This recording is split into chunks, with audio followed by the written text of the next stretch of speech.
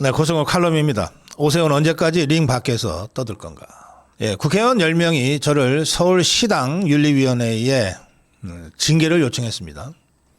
그래서 서울시당 윤리위원회가 저한테 2월 10일 내일 1시까지 소명서를 제출해라.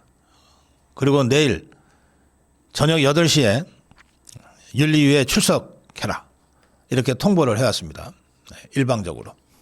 제가 좌파들로부터 수많은 고소고발을 받아서 경찰서에 수시로 조사를 받으러 갔다 왔습니다만 어떤 경우에도 제 변호인과 또는 저와 사전에 출석일자를 조율하지 않고 일방적으로 부른 적이 없습니다.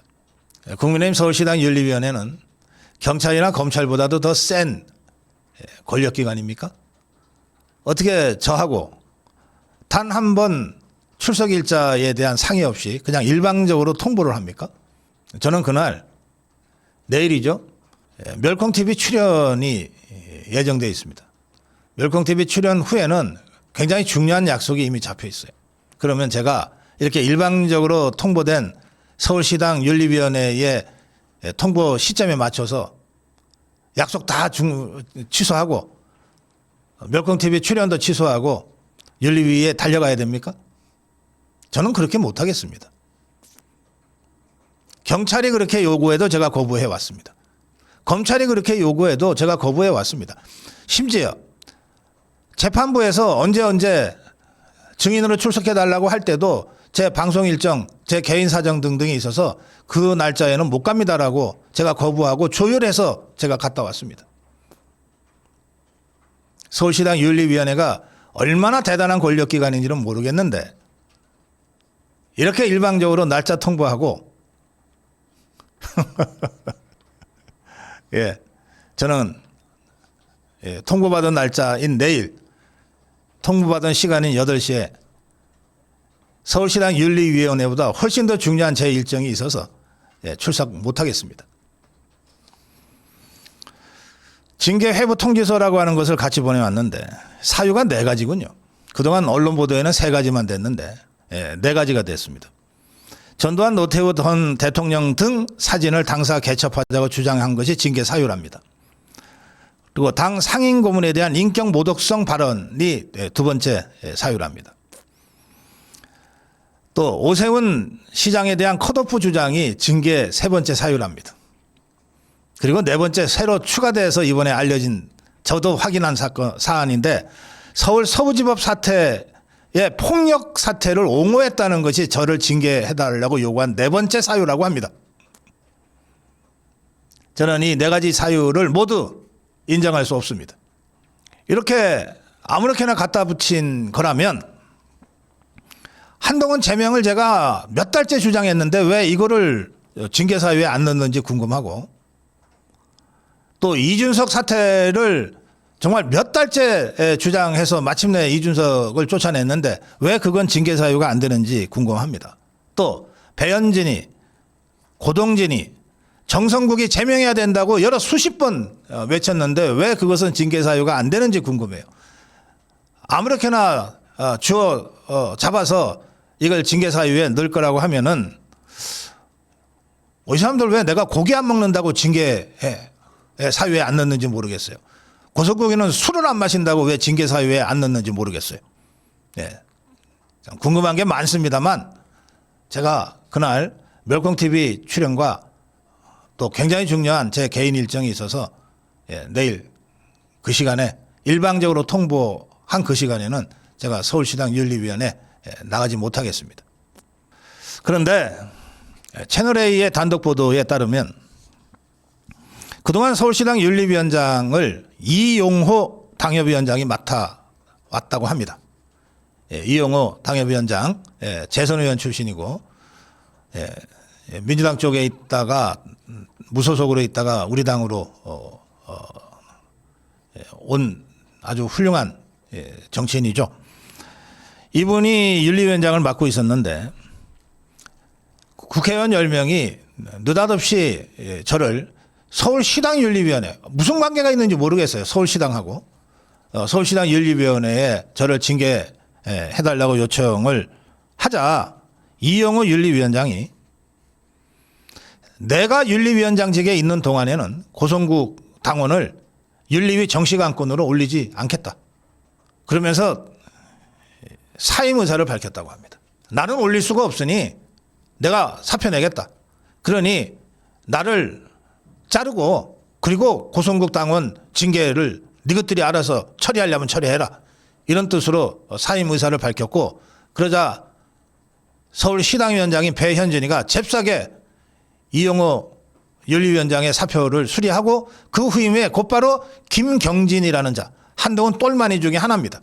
한동훈 제명 반대 집회에 참석하고 장동혁 대표 사퇴를 촉구하는 원외당위원장 성명서에 이름을 올린 아주 대표적인 한동훈 똘마니인데, 이 자를 잽싸게 윤리위원장으로 임명을 해서 저에 대한 징계 절차를 바로 착수해 가지고서 저한테 한 번 사전 조율도 없이 일방적으로 내일 저녁에 출석해라, 내일 오후 1시까지 소명서를 제출해라, 이렇게 통보를 했다는 겁니다. 참. 예, 여기에다가 오세훈이가 TV조선에 나간 모양입니다.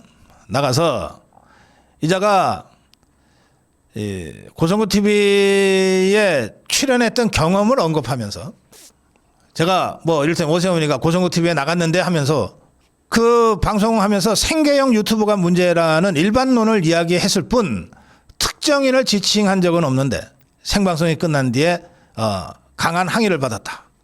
저는 기억이 안 나요. 기억이 안 나는데 오세훈이가 이런 것까지 거짓말을 했을 거라고는 생각하지 않고, 오세훈이 말이 사실이라면 생계형 유튜브라고 하는 단어에 대해서 제가 끝나고 강한 항의를 했다는 건데 참, 예, 가소롭습니다. 자, 제가 항의를 했다면 오세훈이가 자유우파 유튜브 대다수를 생계형 유튜브라고 매도한 데 대해서 제가 항의를 하고 야단을 쳤을지는 모르겠습니다. 오세훈이가 뭐라고 제가 항의를 합니까? 야단을 친다면. 그리고 저는 오세훈뿐만 아니라 누구라도 우리 자유파 유튜브들이 생계형 어쩌고저쩌고 하는 거다라고 주장하는 자들에 대해서는 그동안 계속 강력하게 제가 비판해 왔습니다.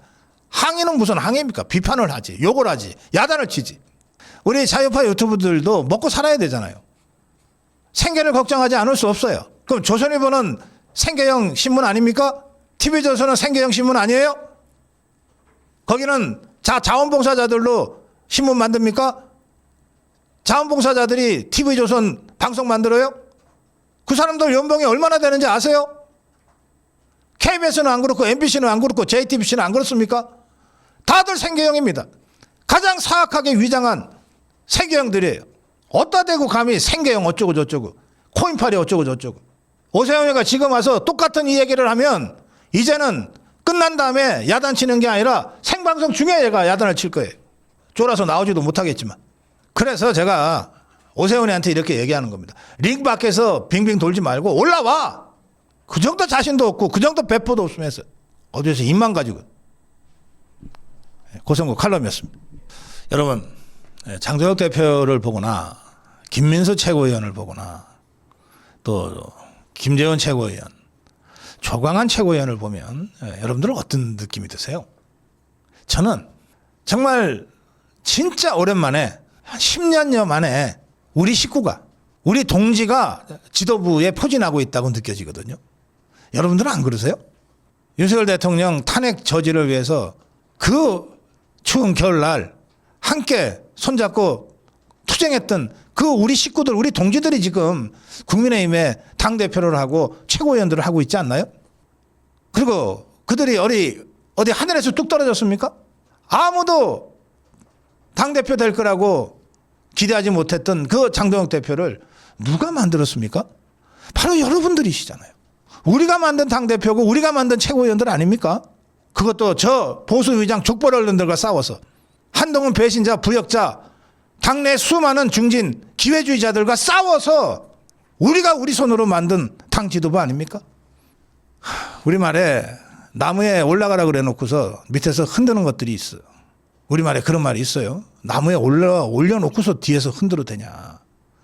지금 장동혁 대표, 김민수 최고위원에 대해서 이런저런 시비를 걸고 딴지를 걸고 의문을 제기하고 이거야말로 우리가 나무 위에 올려놓고 밑에서 나무 흔들어 대는 것과 뭐가 다릅니까?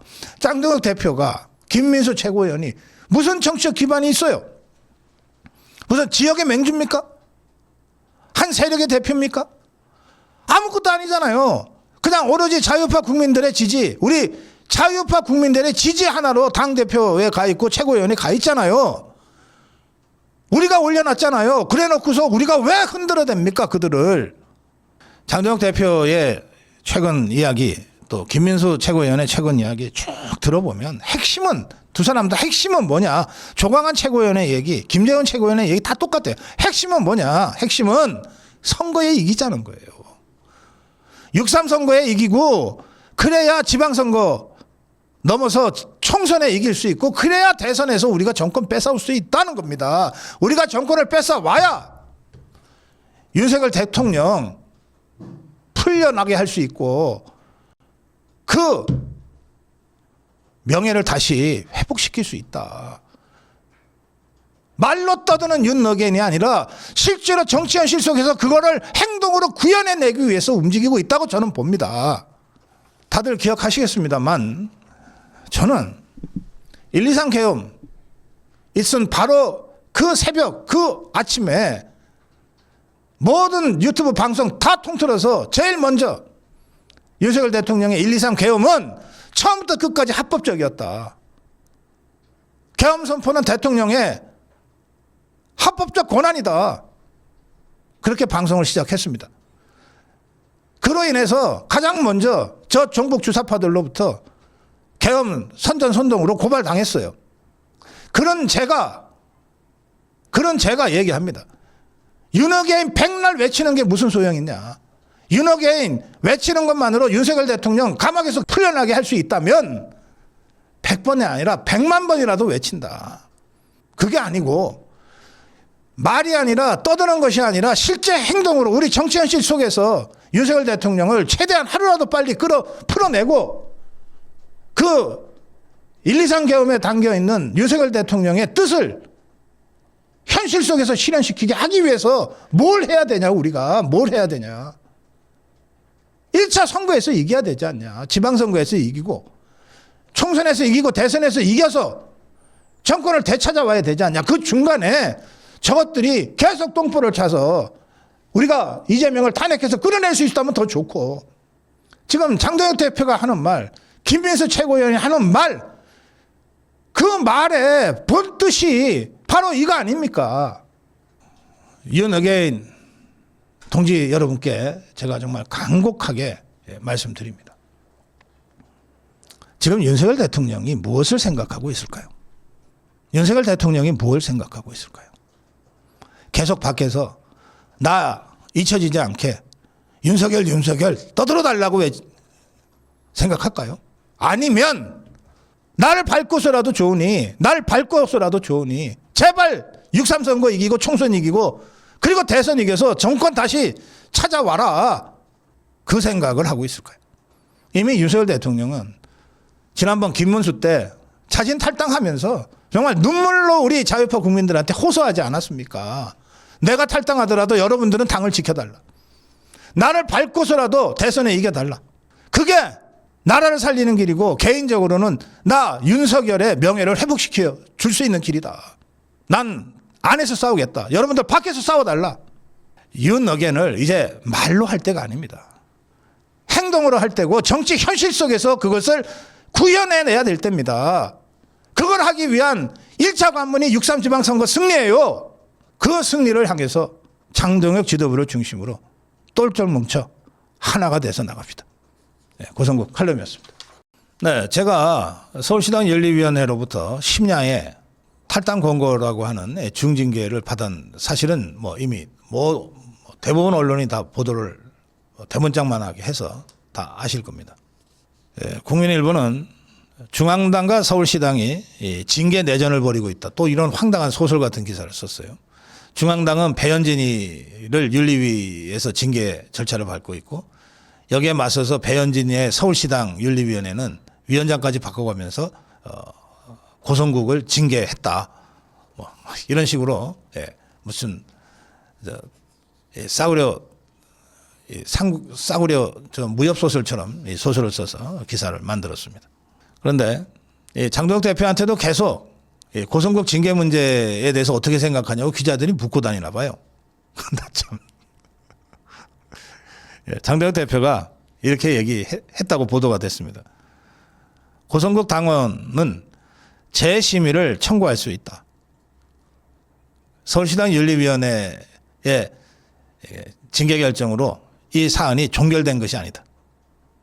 그런데 뭐 서울시당 윤리위 결정을 당대표인 내가 일일이 말을 해야 하냐. 그거 적절치 않은 것 같다. 아직 종결되지 않은 사안이다. 당대표가 이런 사안에 대해서 얘기하는 건 적절치 않다. 이게 장동혁 대표의 입장입니다. 자, 근데 제가 어쨌든 저를 징계를 하고 난 다음에 서울시당 윤리위원회가 보도자료라고 하는 걸 냈습니다. 이렇게 두껍게 냈어요. 이 내용을 보면서 이거 참 정말 우선 사실 왜곡이 굉장히 많습니다. 그리고 견강부회가 처음부터 끝까지 있어요. 이걸 가지고 저를 자진탈당이라는 중징계를 내렸습니다. 이 보도자료 내용을 제가 쭉 보면서 주요 내용만 여러분께 소개하겠습니다.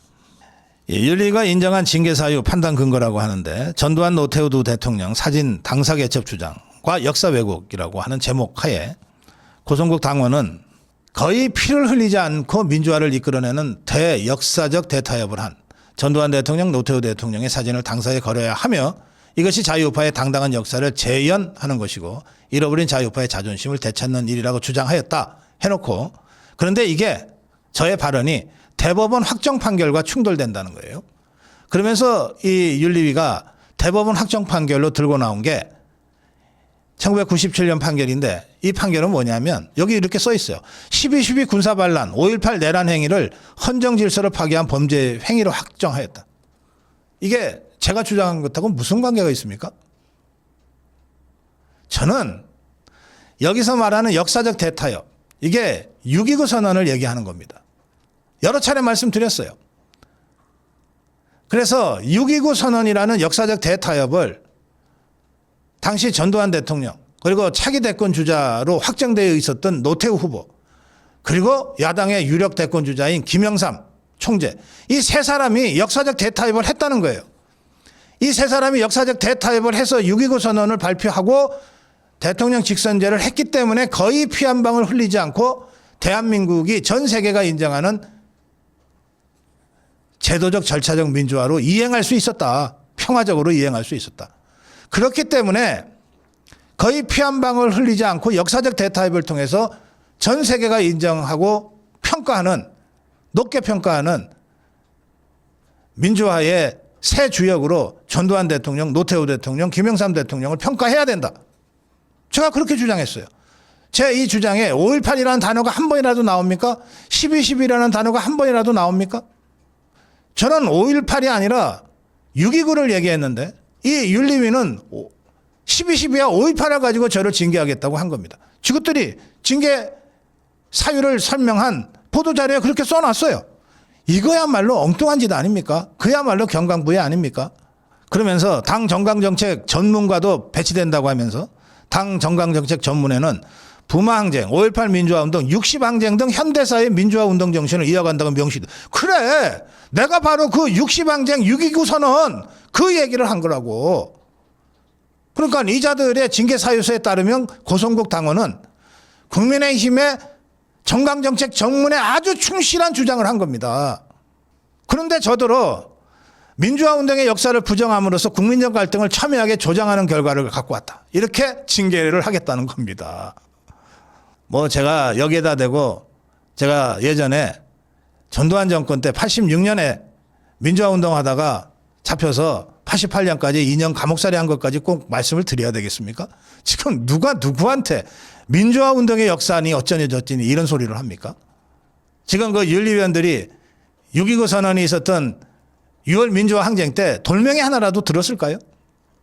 그리고 역사적 정당성의 훼손이라고 하는 것 중에 보면 김영삼 대통령의 역사적 의의를 폄훼하는 결과를 초래했다. 전두환 대통령의 결단, 노태우 후보의 수용, 그리고 김영삼 총재의 대타협에 대한 결단, 이게 어우러져서 6.29 선언과 대통령 직선제가 이루어졌고, 따라서 세계가 평가하는 평화적 민주화의 새 주역이 전두환, 노태우, 김영삼이다. 이 얘기를 도대체 몇 번을 해야 이자들이 알아들을까요? 그 다음에 두 번째 항목이 오세훈 공천배제 선동인데 이것도 아주 웃깁니다. 제가 혁명적이고 충격적인 컷오프 시켜야 한다고 주장했대요. 맞습니다. 그래야 공천혁명의 효과를 우리 국민들이, 유권자들이 피부로 체감할 수 있을 것이기 때문에 그랬습니다. 그래 놓고 이자들이 이렇게 돼 있어요. 다만 오세훈 컷오프 주장이 단독 사유였다면 경미한 징계에 해당할 수 있으나 다른 중대한 사유들과 병합되어 있으므로 징계 결정 항목에 포함하여 판단하였다. 이것들이 서울시당 윤리위원회가 자기들 스스로 그야말로 경강부회하고 지것들 입맛에 맞게 악마적 편집을 해서 징계했다고 자백하고 있는 겁니다. 아니, 제가 뭘 징계를 받을 사유가 2개, 3개가 있다면 각각을 판단해야지. 그런데 지것들 스스로 그러잖아요. 오세훈 컷오프 주장은 경미한 징계에 해당할 수 있다. 그런데 다른 중대한 사유들과 병합되어 있다. 아니, 이걸 제가 같이 주장을 했다면 뭐 병합시킬 수도 있어요. 제가 전두환 대통령 사진 걸자 그러면서 그렇기 때문에 오세훈을 컷오프 시켜야 된다. 약간 이런 식으로 주장을 했다면 병합이죠. 병합될 수도 있어요. 아니잖아요. 완전히 서로 다른 유튜브 방송을 가지고 이것들이 이렇게 엮어냈어요. 오세훈이를 구하고 싶은데 도저히 지것들 머리로도 이게 결합이 잘 안 되니까 이렇게 한 겁니다. 오세훈 컷오프 주장은 단독 사유였다면 경미한 징계에 해당할 수 있으나 스스로 자백하고 있잖아요. 그런데 다른 중대 사유와 병합되어 있으므로 징계 사유에 포함시킨다고? 그리고 서울 서부지법 난이 폭력 사태 옹호라고 되어 있습니다. 저는 이 제목 자체를 받아들일 수가 없어요. 난이 폭력 사태가 뭡니까 도대체?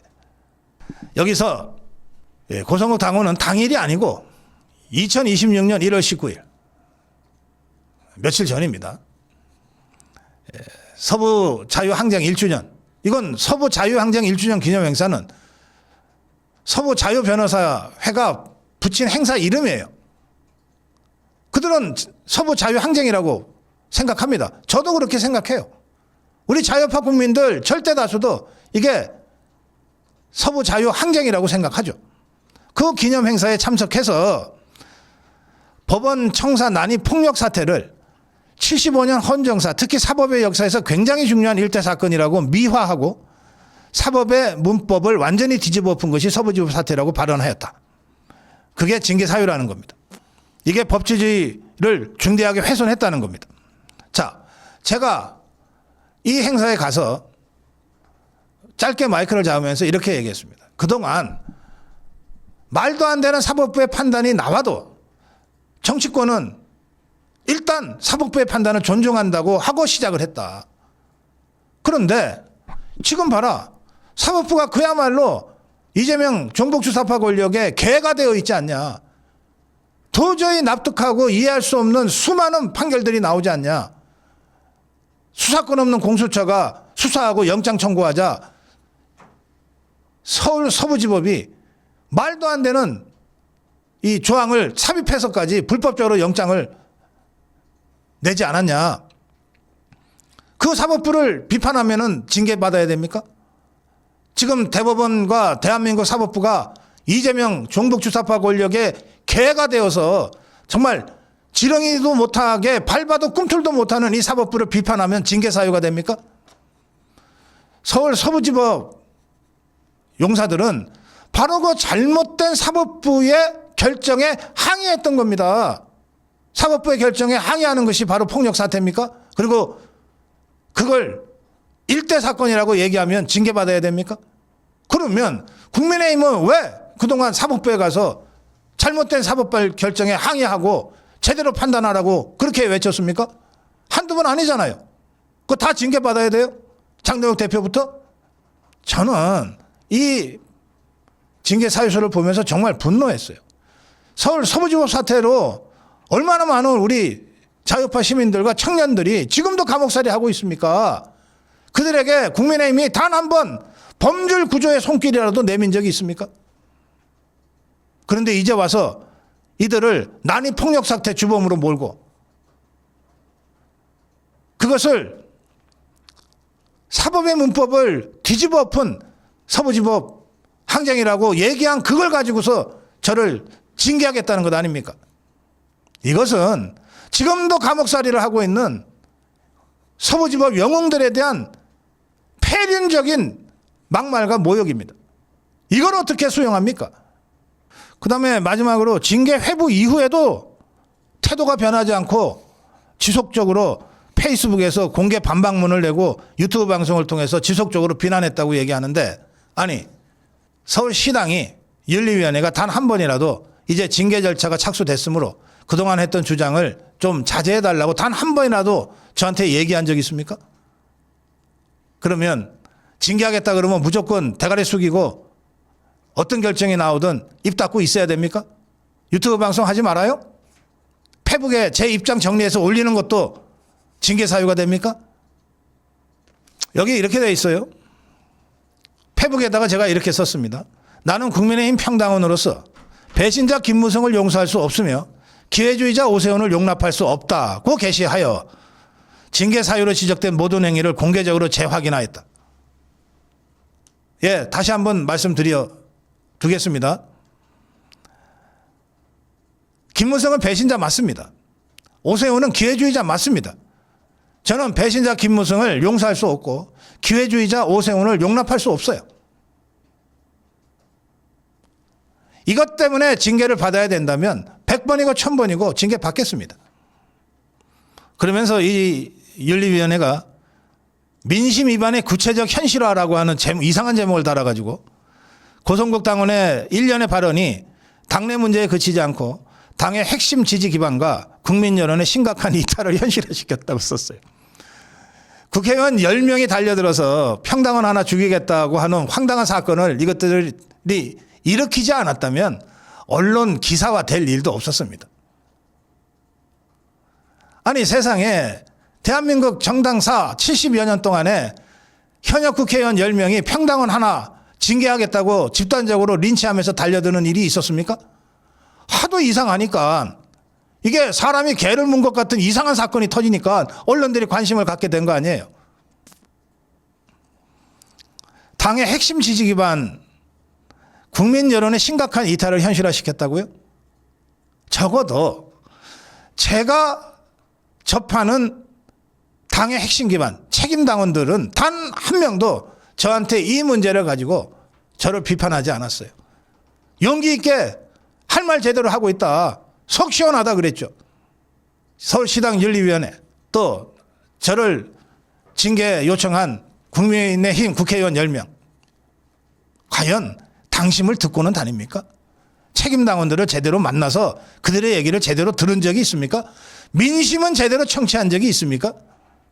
그러면서 민심 위반의 구체적 현실화 그러면서 엉뚱하게 김현철이가 뭐 김영삼 대통령 사진을 당사에서 내려달라고 요구한 걸 들고 있어요.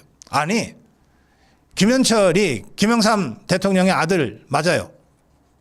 그런데 그건 개인적인 얘기고 지금 김현철이는 문재인 때부터 그쪽으로 갔어요. 변절자예요. 그러면 김현철 그렇게 이 국민의힘 당사에 아버지 사진 걸려 있는 게 마땅치 않으면 그 사진 복사해서 민주당에 갖다 줘. 달아달라고. 어디 민주당이 달아주나 보자고. 김현철 네가 네 집에서 네 아버지 얼굴 사진 걸고 있는 거 신경 안 써. 네 아버지 사진을 민주당에 갖다 주는 거 신경 안 써. 하라고.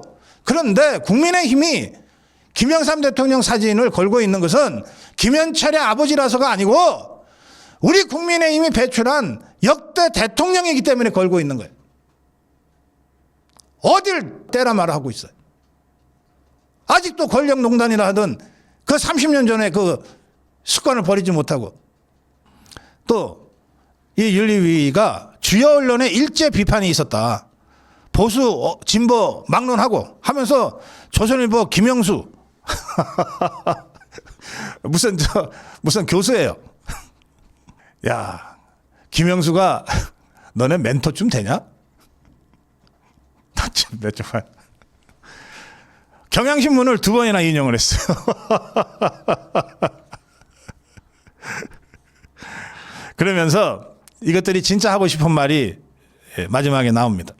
언론 비판의 공통적 핵심이라 그러면서 평당원 유튜브의 발언이 정당의 의사결정을 견인하는 비정상적 구조에 대한 경계가 필요하다. 뭐 한동훈 똘마니들이 분하긴 하겠지.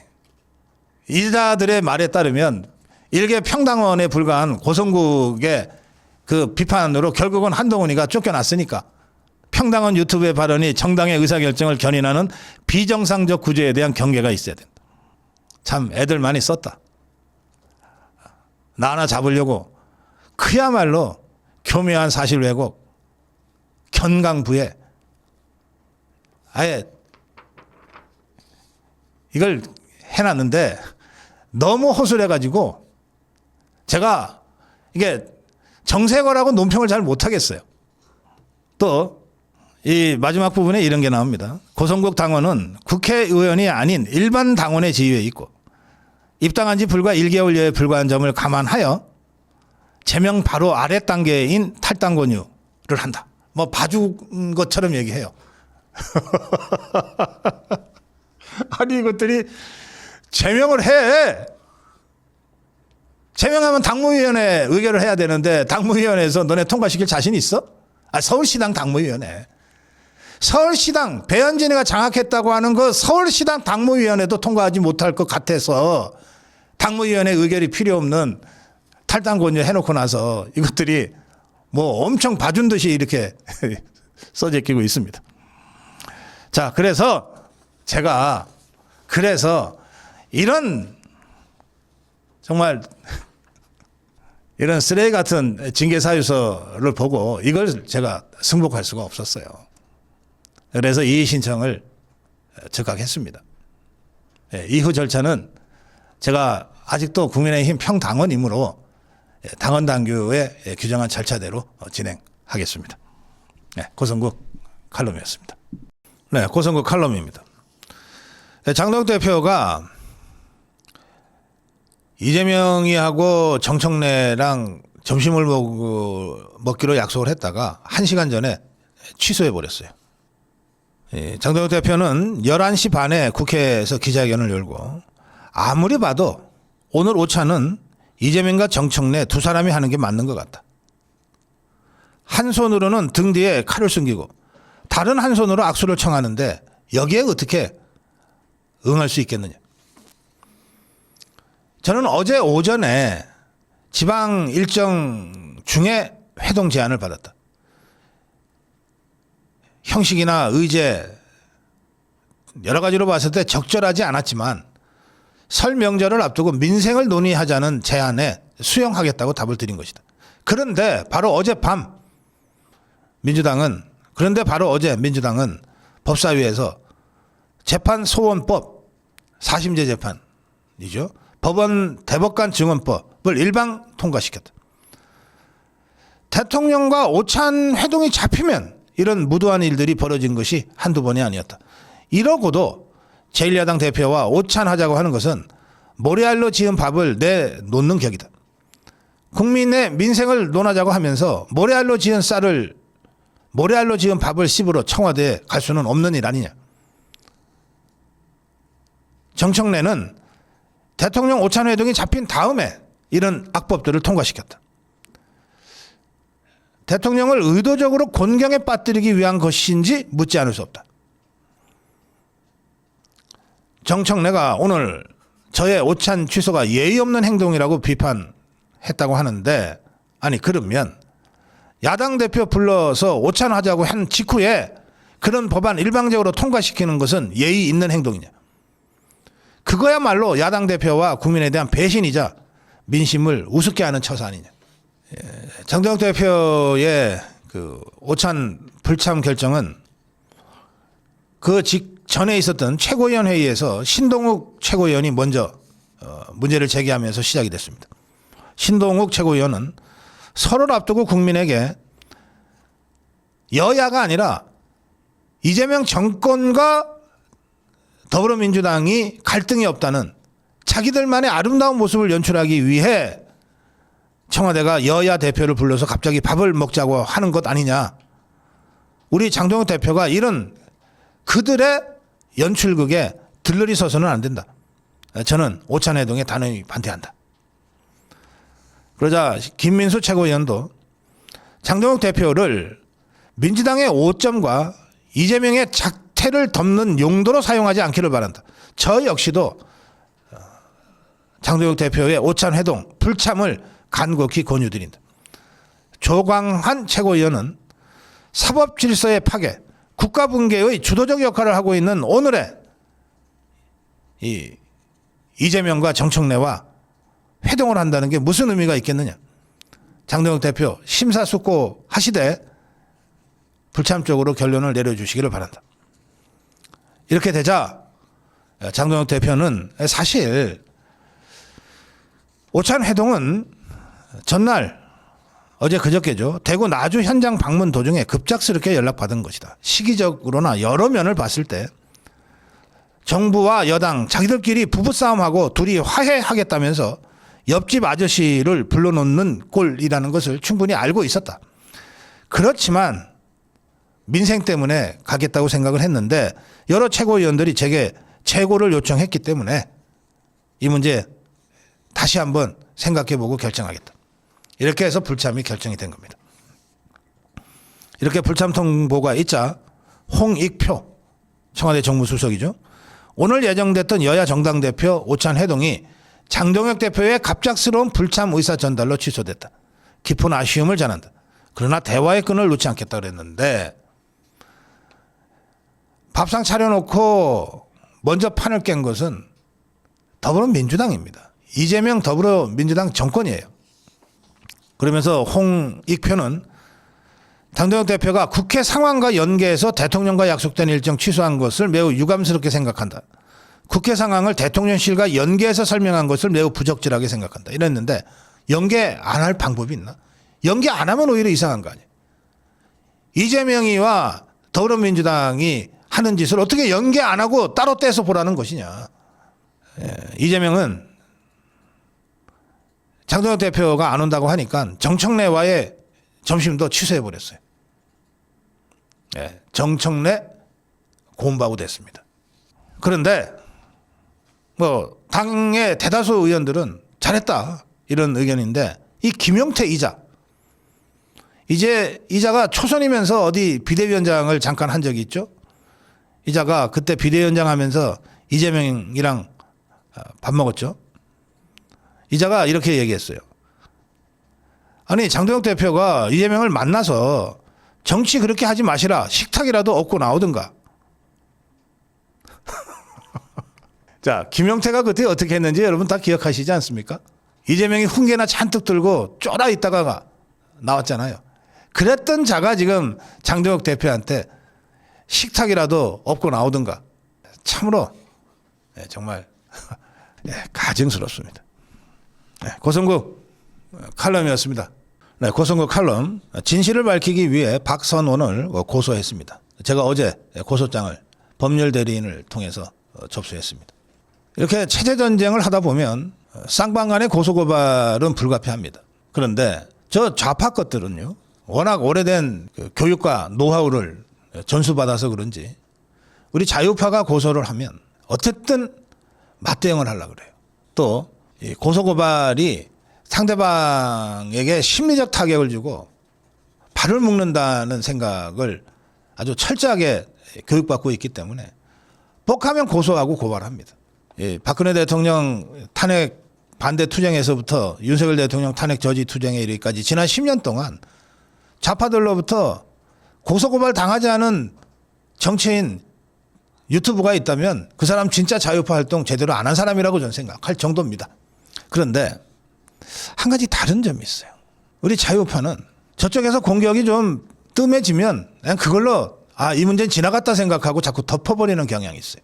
그러니까 뒤가 물은 거예요. 그래서 자꾸 알로 보이는 겁니다. 한번 물면 어떤 경우에도 놓지 않는 불독과 같은 근성이 필요해요.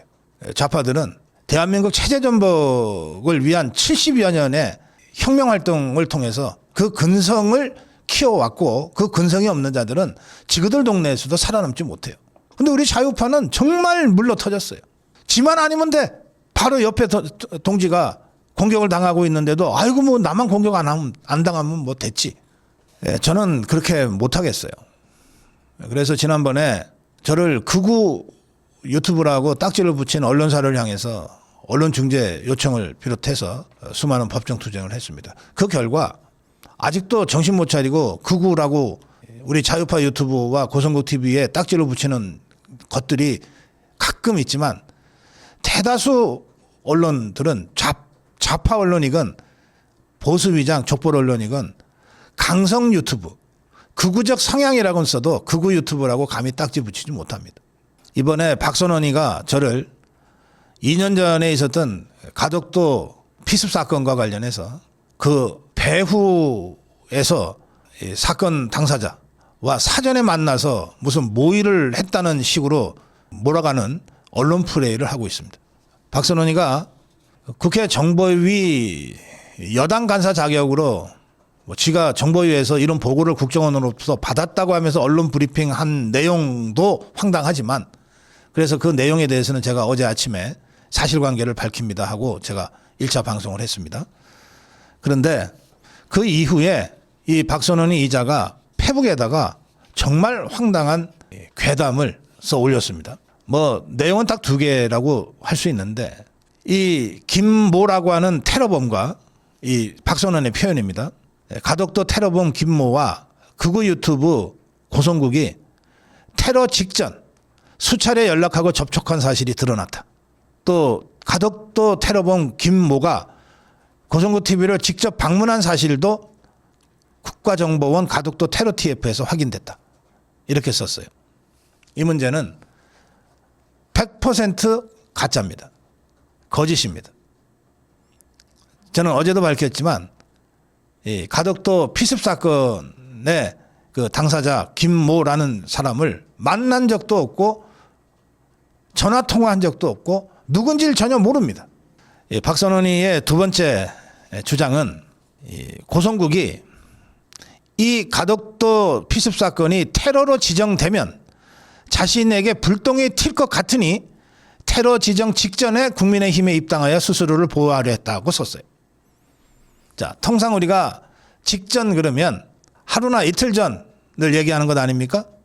여러분이나 저나 이 가덕도 피습 사건 2년 전에 발생했고 이미 그 당사자가 감옥살이를 지금 하고 있는 상황에서 느닷없이 저 이재명 정북주사파 세력이 이 가덕도 피습 사건을 국가공인 제1호 테러 사건으로 지정한 사실 자체에 경악했습니다. 정말 느닷없는 소식이었어요. 만약에 제가 저한테 불똥이 튈 것 같아서 국민의힘에 입당해서 나를 보호하려고 했다고 하면 뭐 그런 정황이 어느 정도 있어야 되는 거 아닙니까? 그래서 테러 지정 1호 사건으로 지정되기 직전에 이틀이나 하루 전에 뭐 최소한 3, 4일 전에라도 급하게 입당을 했어야 되는 것 아닙니까? 제가 팩트를 확인해 보니까 제가 입당한 날짜는 1월 6일이더군요. 그리고 그 한 달 전부터 제가 입당 문제에 대해서 여러분들한테 의견을 구한 바도 있습니다.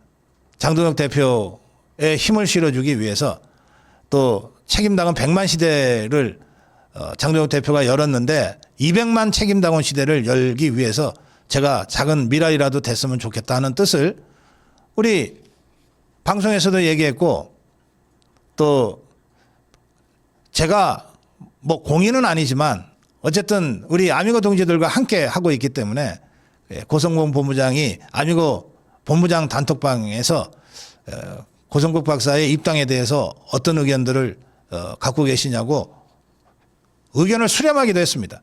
그런 절차를 거쳐서 제가 입당 원서를 김재원 최고위원한테 방송 중에 전달한 게 1월 6일이에요. 가덕도 테러, 이 가덕도 피습 사건이 테러로 지정된 것은 1월 20일입니다. 이게 여러분 박선원이라는 자의 공작 실력의 수준입니다. 이게 유치원생만도 못해요. 어떻게 이런 걸 갖고 무슨 공작을 하겠다고 하는 것인지.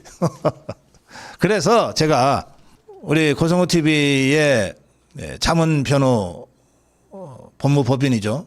법무법인의 해 정준길 변호사에게 이 사건 관련해서 변호사 위임을 했고 변호사 선임을 했고 위임장을 만들어서 정준길 변호사가 고소장을 작성했습니다.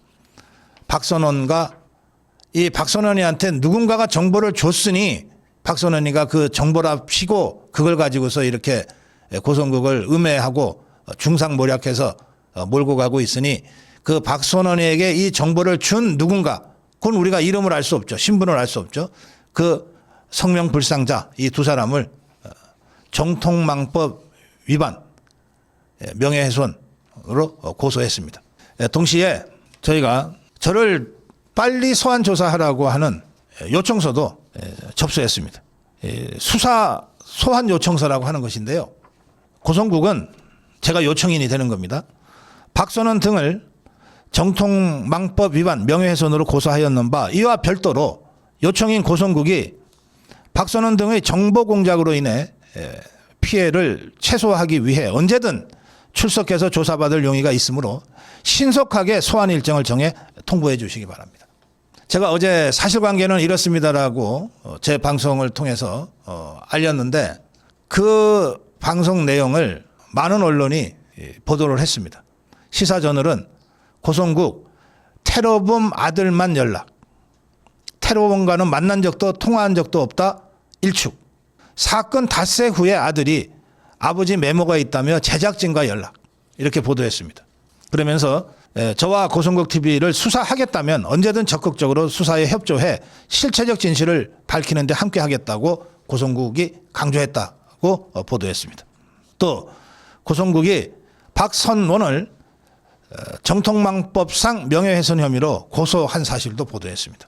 MBC는 제목으로는 테러범 아들 전화는 왔다고 했지만 내용으로 들어가 보면 정보위 여당 간사 박선원의 브리핑과 언론 브리핑과 박선원의 페이스북 글, 그리고 김어준 방송에서 나간 박선원의 발언 등에 대해서 전면 부인하면서 명예훼손 혐의로 박선원을 고소했다고 보도했습니다. 그러면서 테러범 아들 전화는 왔다는 부분을 방송 채널 관리자가 통화를 했다고 제가 주장했다고 보도했어요. 방송 채널 관계자 관리자는 고성범 본부장입니다. 그러면서 고성범 본부장이 해프닝으로 끝난 사안이라고 보고도 하지 않았다라고 제가 설명한 부분을 전하고 있습니다.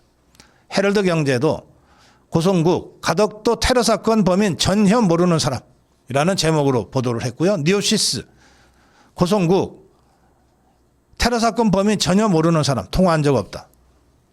한겨레까지도 고성국 이재명 피습 사건 범인 전혀 몰라. 사건 5일 뒤에야 공식 폰으로 김씨 그 범인의 아들의 문자가 왔다. 그런데 두세 차례 통화 후에 문건도 오지 않아서 연락도 없어서 해프닝으로 끝난 사안이다. 해프닝으로 정리해버리면 관계자 고성범 본부장이죠. 저한테 따로 얘기하지 않는다. 실체적 진실을 조속한 시일 내에 밝혀서 저에 대한 오해와 불필요한 혼선을 수사기관이 엄정하게 가려주길 요청한다. 그 제가 주장했다는 것을 그대로 보도했습니다. JTBC도 고성국 테러범 아들과 연락한 게 전부라고 마치 제가 테러범 아들과 연락한 것처럼 제목을 뽑았는데 내용으로 들어가면 김씨 아들로부터 테러 이후에 연락이 온 적이 있다. 채널 본부장, 고성국 본부장이 아들과 통화했다는 것이다. 더 이상 연락이 없어 해프닝으로 끝난 사안이다. 라고 제가 어제 아침에 방송한 것을 왜곡하지 않고 보도했습니다. 진실의 힘은 큽니다. 강합니다.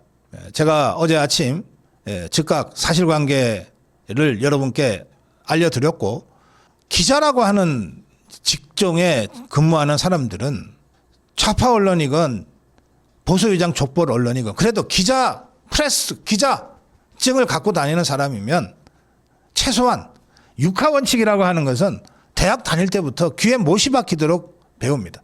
누가 언제 어디서 무엇을 어떻게, 그런데 왜? 이 6개가 없으면은 기사가 안 된다는 거예요. 이걸 못이 박히도록 배워요. 박선원이의 저 언론 브리핑과 페이스북 글과 김어준 방송에서의 이 선동이 적어도 기자라면 그게 한겨레 신문 기자건 JTBC 기자건 조선일보 기자건 뉴시스 기자건 누가 왜 언제 어디서 어떻게 왜 하나도 지금 맞는 게 없잖아요. 그래서 뭐 그자들이 뭐 저를 좋아하거나 옹호할 리가 없는데 그자들까지도 지금 제가 사실관계를 밝힙니다고 한 이 어제 방송 내용을 기사로 안 할 수가 없는 거예요. 네, 제가 박선원을 고소했습니다. 제가 직접 했으니까 고소했습니다. 그리고 TF건 국수본이건 어디건 좋다. 신속하게 수사해달라. 제가 요청했습니다. 저는 박선원 따위와 사실관계를 가지고 언론 플레이를 통해서 무슨 논란을 일으키고 싶지 않아요. 그게 무슨 제 상대라고. 다만 어쨌든 저런 공작질을 대놓고 하고 있으니 강제 수사권을 가진 수사기관에 의해서 사실관계를 신속하게 밝히고 국민들한테 알리는 것이 필요하겠다. 그런 생각으로 고소도 했고 신속한 수사 요청도 서류로 접수를 해놓은 상태입니다. 여러분 아무 걱정하실 거 없습니다. 오죽 저것들이 급했으면 이런 황당한 중상모략과 허술한 시나리오를 가지고 저를 공격해 될까? 좀 우습기도 하고 가소롭기도 합니다. 오늘 고성욱 칼럼 진실을 밝히기 위해 박선원을 고소했습니다. 여기까지 하겠습니다.